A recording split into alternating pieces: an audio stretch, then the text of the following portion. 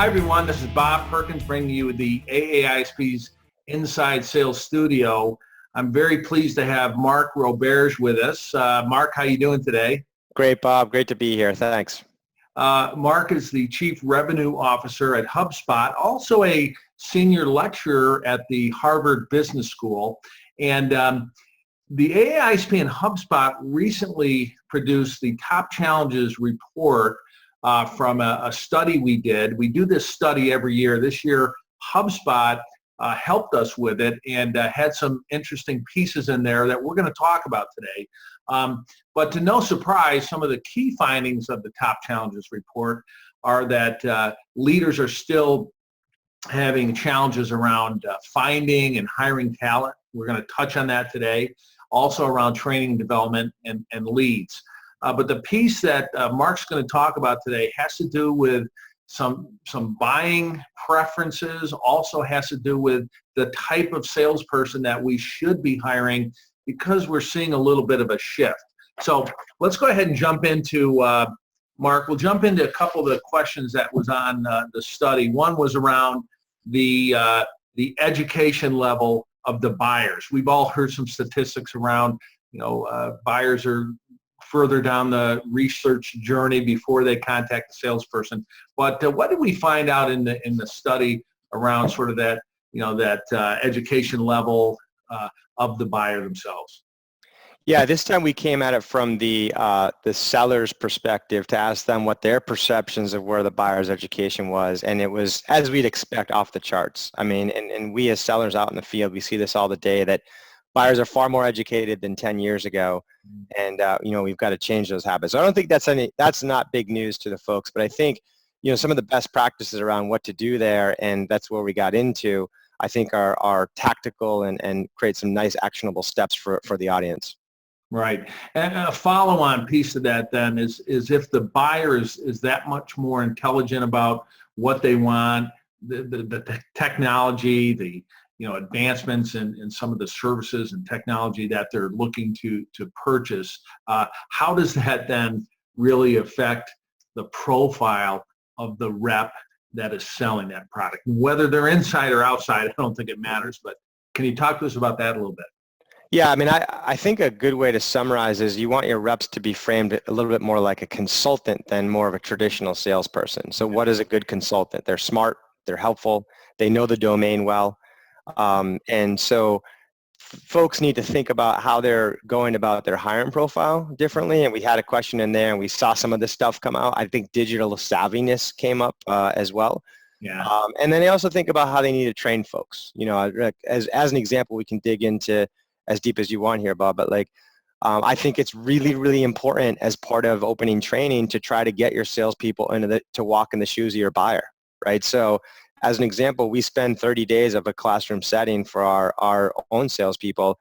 At least 2/3 of that is not raw sales training. It's actually inbound marketing training. It's actually them producing their own blog and website, wow, nurturing leads, ranking in Google, generating social media following, writing blog articles for a mini business or blog that they started, all using the HubSpot software. So that's kind of a classic example of where we need to go and how can we get our salespeople to walk in their buyer's shoes before they actually get on the phone with a buyer. That's fantastic. Let's review that a little bit, Mark. So it's almost like I'm trying to draw an example in my own life. So I'm an avid guitar player. I played in and out of bands for years. So if I could sell a guitar because I know how to tune it, I know how, I've changed out and I've customized the pickups in it. I've lived that life of a rock and roll guitarist, right? But if I hadn't played guitar, I would just I'll sell a guitar, here's the features. Is that kind of what we're talking about here? Exactly. I mean, that's a great example. The classic way of training that guitar person is okay, you're in sales, fine, you're not in music, great, but here's the spec list, and then someone comes and I need a guitar. They're like, oh, well, let's go over and look at the spec sheet. This is how much this one is, and this is, the weight and the type of wood and all that kind of stuff. And right. But you, without actually having played it and knowing how it's going to feel, and are you a beginner, and how is it to get the fingering going? You have to develop the calluses, and versus, oh, you're advanced and you like, you're maybe thinking about transition from acoustic to electric. Like if you've done that, you're going to be able to advise that person better, connect with them, and get a better guitar in their hands. So, let's talk to the viewers out there watching this a little bit. So let's say they're selling a sales acceleration app, right? Something that they're putting on top of Salesforce.com. How should they train their salespeople then, apart from the features and the benefits? Yeah. I mean, that one's too easy, right? Like anytime you're selling sales technology, you have a huge advantage because salespeople already walk in their own shoes. They should be. They should be. So yeah, bottom line is we certainly want to expose them to more modern approaches to sales so that they can advise them. And I think this bleeds into another area of the survey, which is, we want to try to frame the opening discussions around an educational discussion as opposed to a featured demo, right? So in this case, yes, it's a lot. We have a big advantage because salespeople typically walk in their own shoes. They know what it's like to cold call. They know what it's like to deal with the pressure of closing business and chasing quotas. So they can already connect with that buyer, better. But if they actually can reframe the actual navigation of the buying journey and sales process to be aligned, open up with education as opposed to feature dumping and show up and throw up, right? Like I like to say, they're going to be more in line with today's buyers' needs. You hit the nail on the head. I've kind of been talking along these lines for many years. As they, the rep, whether they're inside or field-based, they get that lead, they get that appointment from a business development rep, and man, do they want to share that screen and get to that demo really quickly. And sometimes the buyer even says, oh, I want to see how it works. But how would you suggest, talking about this education piece, right? Talk to us about that. Yeah. So let's talk about it in specific examples. I think that's the best way to grasp it. Let's talk about it in the world of HubSpot, right? I mean, for the first couple, probably a year or so when we were digging into this 10 years ago, we were doing more of a traditional approach of having folks call out to prospects. In our case, a lot of them were inbound leads, but and just saying, okay, Bob, would you like to set up a demo to see our product? Pretty typical approach. You use all the fancy elevator pitches, et cetera, et cetera. Right. Yeah. But then we transitioned to approach where instead of saying, would you like to see a demo of our product?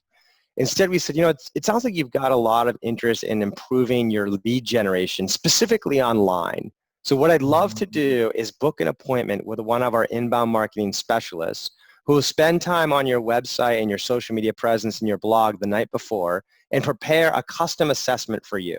And we'll walk through specific tactics on how you can improve that, right? So there's two things that happened with that approach, that slight nuance. Number one, the connect to appointment rate went way up because, as buyers, we're like, would you rather see a boring product pitch or would you rather get a custom assessment on your presence from an expert, right? So it went way up. Now, of course, they probably had skepticism as, this is just a sales call. But because we took the approach in training, they were actually wowed. Within the first minute or two, they were like, wow, this person actually did their homework, knows what they're talking about. The second thing that happened was that salesperson was perfectly teed up to do a proper discovery conversation, right? Like, great salespeople know when they meet a prospect, the first thing they want to do is find out more about them so they can tailor, first off, figure out if they can help them, and then figure out how they can help them and tailor the pitch accordingly. And it's really difficult when you're set up a context where it's like, hey, I came to see a product pitch, and all of a sudden the salesperson's like, I came here to prepare to show you the product, but maybe we can spend 10 minutes me learning about you. Well, people are good about that, but like sometimes they're just like, I don't, I'm not into it. But if you tailor it more of an education conversation, then they know why you're asking the questions and doing discovery because you can help them better. Sorry to cut you off, Bob. No, not at all. I was just going to say, you'll find too, I think that prospects and customers, they actually like to talk about and explain what they do. And as you were thinking through this, I was thinking about firms that sell training, right? What do? They do a quick discovery instead of an in-depth, educational session on, have you measured this skill? What are you measuring? How are you currently doing your training? right?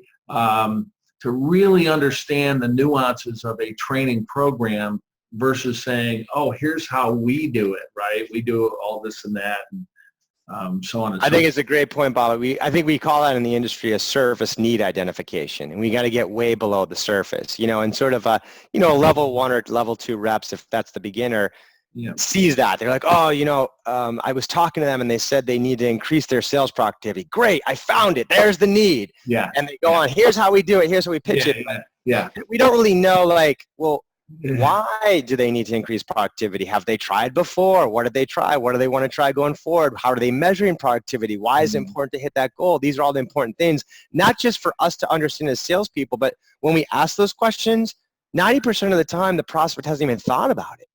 And you're like, well, have you tried it before? And how are you measuring productivity? And what happened? Where do you want to get it to? Like, I never thought about it. Well, let's work on that together. So Mark, go ahead. Keep going. And we can't underappreciate that as salespeople, as through these questions, we are framing and educating the problem better for the buyer so that they can end up with a better solution, right? So that's fantastic. So let's take this discovery call, right? That's still a good term, I think, the discovery Absolutely. call. I used to Qualifying call is bad. Discovery call I like. Yeah, but what you've described is taking that discovery call to the next level. I've been preaching all the time, don't jump into the demo, do discovery first, right? Now, you're what you just described is really taking what might be a superficial discovery and digging deeper into it. Is that what you're talking about? Absolutely, and I think that's sometimes what drives this is having a nice qualifying matrix that guides the discovery. So the salesperson is not necessarily in that order, but at least they have a matrix on which the information they're trying to cover. BANT has been a popular one forever. MEDIC was popularized by many of the enterprise reps back in the day. We use GPCT, which has been socialized quite a bit recently. So there's different ones there. And I'd love to get your take on this and turn the tables on you, Bob, for a second. Yeah. Because I've been asking super smart sales leaders this question. I've been intrigued and learning and educating myself. Sure. What are the reasons why do you think starting with discovery as opposed to just jumping into a pitch works? Like, why do you think the best salespeople we find time and time again, that's their secret sauce? As opposed to listen, they already know their problem. If I just told them the pitch, buy it or not. Why do you think it works? Well, number one, the buyer they have a perception, at least a perception, or actual needs, things that they need addressed. When you go to a demo, you don't know what that need is, and you think you might know what it is. Oh, they need good sales training, and they need good testing and certification in the sales training, but that might not be the case, right? They got to spend ample time and the other thing is, how much time is wasted on demos? I got 5 key things that I want to cover. Oh, Mr. Customer, you're going to listen to all 5. They may not care about 3 of them. Mm-hmm. Why would you spend time on the 3 they don't care about?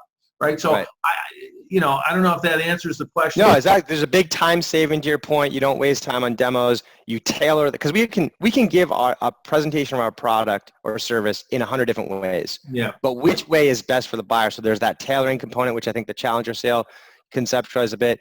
But do you think? Let me just one more question on you. So do you think that if somebody enters a call with you and they have a perception of their problems, and then you do a discovery call, and you find that you uncover that. Yeah. Do you, through the discovery call, do you as a salesperson, can you change where they started? Is it just like they're either buying or not at the beginning? It's just we need to figure it out, or do you think you can alter that at all? Well, here is a great question. I think you can alter that, but before you can alter anything, I'm going to back up on you a little bit. I think you got to gain trust. How do you gain trust? I used to have this phrase saying, be interested before you're interesting. Now, I think let's talk about the AA-ISP. Or HubSpot. You think HubSpot is a very interesting product. I think AA-ISP is the most interesting association in the world, but I got to be interested in the person first. When you're interested in them and you truly care about uncovering these needs and issues, guess what? When they hear you do that, they're giving you trust. because this person truly cares about my business, my needs, my challenges, where I'm going, my goals. When I can do that and be interested in them, I gain trust. When I gain trust, we can change things, right? That's great. Mark, you mentioned GPTC as an acronym of I think what you might areas you cover on the discovery call. Can you go into that in a little more detail? Yes, GPCT. We came up with it I think it was in year 2 or 3 when we were trying to reflect on what our best salespeople did as they navigated the early stages of an opportunity. And they did discovery, and they kind of followed this matrix. And I've seen it applied a lot of different organizations afterwards. So it's goals, plan, challenges, timeline, right? So what are the business goals that they're trying to accomplish? Can we quantify them? Can we implicate them? What's their plan to address those goals or address those challenges? What challenges do they face in executing the plan, and what is their timeline on achieving the goal? Yeah. Right. So it leaves out budget and authority. We have to drill that stuff in there too, but it really really helps folks get over the surface need element and dig a lot deeper into what's behind that goal. What are they trying to achieve, and be in line with our prospect more. I'll tell you that what a great acronym. I think some good tips for the viewers. That's a great way to sort of wrap up this conversation. Mark, a couple last things here before we wind down. Is there anything else you wanted to share with the viewers, either around the top challenges piece, or around anything we sort of touched on today? For sure, dig into the report. I think it's a great recap of where fellow leaders and peers are in their mindset. I got two free tips, one tactical, one service-oriented. The first one is I spent quite a bit of time this winter recording a sales training program that's available for free at HubSpot. If you do a Google search for HubSpot sales certification, you can take it. It's about 6 to 7 hours long, broken up into 30-minute segments, and we've gotten great feedback from it. I got to get the exact numbers. It's in the thousands of people, maybe tens of thousands that have taken it. Great. And then, of course, we've been in the sales software arena for a while. We have a free CRM that's quite popular in the market if you want to check that out as well. Absolutely. We'll make sure we share that information with the viewers. And then if anyone watching this wants to contact you to further this discussion or any questions they have, what's the best way for them to reach you? I'm very active on Twitter and LinkedIn, at Mark Roberge, or you can look me up on LinkedIn, Mark Roberge. Excellent. Well, we really appreciate your time today. Thanks for sharing with the audience. Thanks for supporting the mission of the AA-ISP, which is to help raise the professionalism and performance of salespeople. It's pretty simple, and HubSpot is doing that. It sounds like you're doing it to some of our next generation leaders at Harvard Business School. So great job there as well, Mark. Great to be here, Bob. Thank you. All right. Thanks, everyone. Until next time, have a great week and good selling, everyone. Bye-bye.